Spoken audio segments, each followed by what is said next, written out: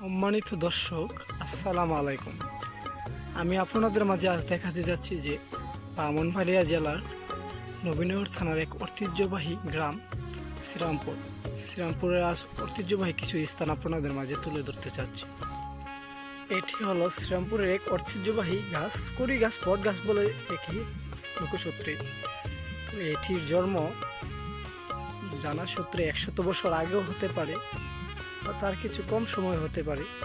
কে বা কোন ব্যক্তি এটি নির্মাণ করেছে বলা অসম্ভব। তো আপনারা চাইলে এখানে ঘুরতে আসতে পারেন। এটি নির্জন প্রাকৃতিক কলহলের একটি স্থান।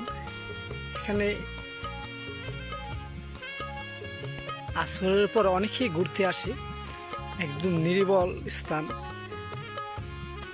এক সময় এখান দিয়ে মানুষ আসরের পরই যাতায়াত করতে ভয় পেত।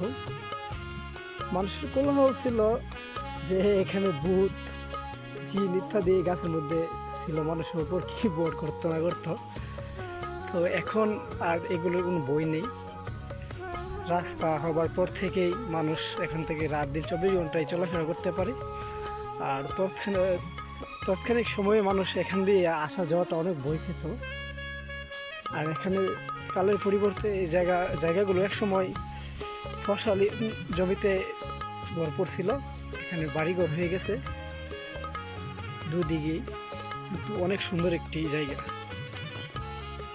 আর এই গাছটি দেখতে চাইলে আপনারা এখানে আসতে পারেন। আর এখানে রয়েছে একটি স্টিলের ব্রিজ। এখান থেকে গাছটি দেখার জন্য উপভোগ করতে অনেক স্বাচ্ছন্দ্য বোধ করবেন। স্টিলের ব্রিজের কারণে এই গাছটির সৌন্দর্য আরো বেড়ে গেছে। আপনারা দেখতে আসতে পারেন, খুব সুন্দর একটি জায়গা।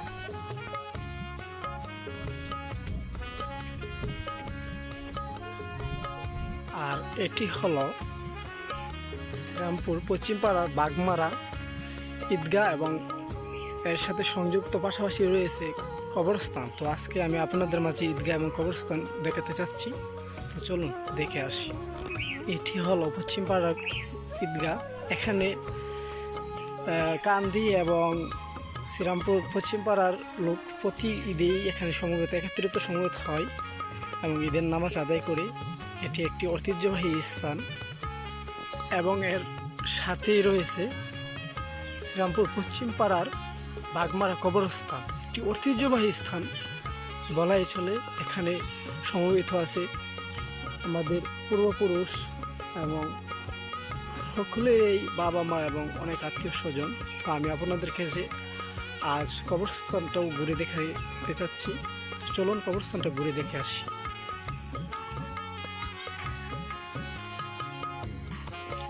তো দেখুন সম্মানিত ভিউয়ার্স, কত সুন্দর এবং মনোরম পরিবেশে এই কবরস্থান। কত সুন্দর যে একটি কবরস্থান, আপনারা যদি না দেখেন বিশ্বাসই করবেন না যে এত সুন্দর একটি কবরস্থান শ্রীরামপুরে রয়েছে। এটি শ্রীরামপুর পশ্চিমপাড়ার বাগমারা কবরস্থান। চলুন এর ভিতরে আমরা ঘুরে আসি। এবং এর সাথেই একটি রাস রাখার, যাতে বৃষ্টিতে ভিজে না যায়, রাস রাখার জন্য একটি কমপ্লেক্স ছোট্ট একটি বিল্ডিং তৈরি করে দিয়েছেন জনাব নিয়াজ মোহাম্মদ খান, বীর মুক্তিযোদ্ধা। লাশ রাখার স্থান খুব সুন্দর। এবং আমি আপনাদের সাথে নিয়ে কবরস্থানে প্রবেশ করছি। দেখুন কত সুন্দর একটি কবরস্থান। পাশাপাশি পাশ দিয়ে বয়ে গেছে ছোট্ট একটি রাস্তা। অনেক বড় একটি গ্রাম শ্রীরামপুর, এর মাঝে সুন্দর একটি রাস্তা, কত ফুলের গাছ। আপনারা নিজ চোখে না দেখলে বিশ্বাসই করবেন না যে এত সুন্দর একটি গ্রাম। এবং পাশেই বসে আছে একজন চাচা, গাছ ঘুরের জন্য ঘাস কেটে নিয়ে যাচ্ছেন। তো চাচা, এই কবরস্থান আপনাদের মাঝে কত সুন্দর এবং কত সালে এটি নির্মাণ হয়েছে কিছু বলতে পারবেন?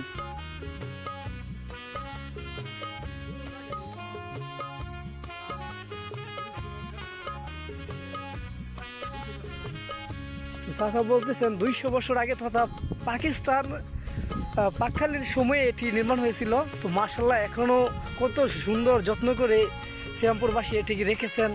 আর এর প্রাকৃতিক সৌন্দর্য তো আপনারা নিশ্চয়ই দেখতেছেন। আর মোবাইলে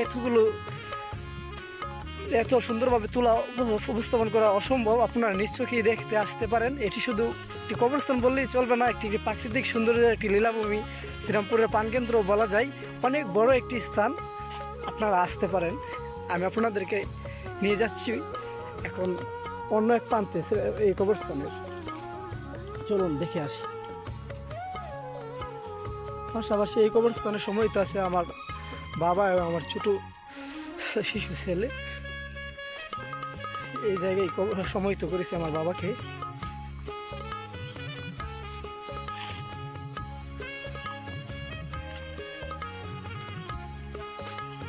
মাশাআল্লাহ দেখুন কত সুন্দর একটি কবরস্থান।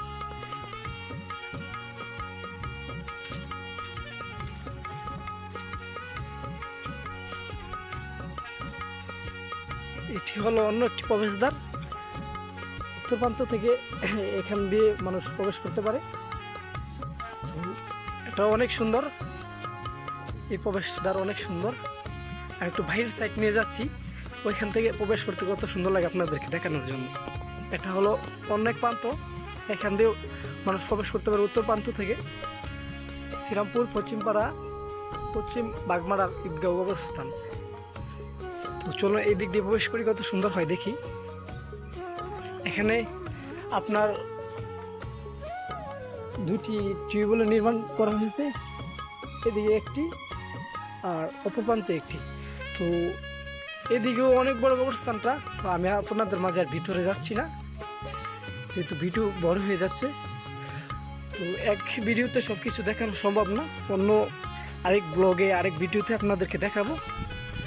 তো সবাই শ্রীরামপুরের স্থানগুলো দেখবেন। দোয়া রইল। আসসালামু আলাইকুম। দেখেন কত সুন্দর ফুলের গাছগুলো আর কবরস্থানটা।